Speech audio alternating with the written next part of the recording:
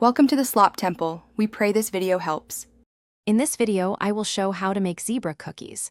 We'll start by gathering all your ingredients, ensuring you have 2 cups of flour and 1 cup of sugar ready. The key to our zebra pattern is dividing the dough into 2 equal portions right from the start. One half will be flavored with rich cocoa powder, while the other will remain a classic vanilla. This initial step sets the foundation for our beautiful striped treats. Now, let's get our hands a little messy. First, combine your dry ingredients, then gradually add the wet ones until a soft, pliable dough forms. Take one of your divided portions and gently fold in about 1/4 cup of cocoa powder until it's evenly distributed and beautifully dark.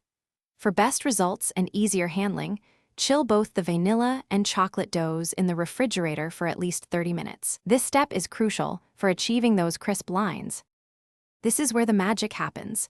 Carefully roll out each dough portion, both vanilla and chocolate, into a rectangle about 1/8 of an inch thick. Precision here helps create clear stripes.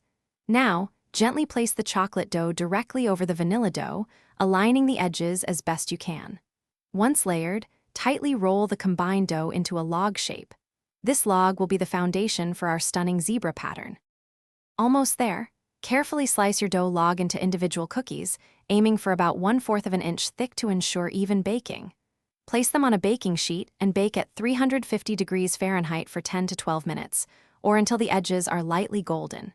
Remember to check the description for a link to the Echo Dot smart speaker and other great deals.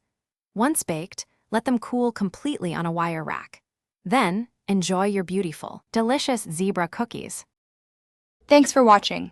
Consider subscribing if we helped you.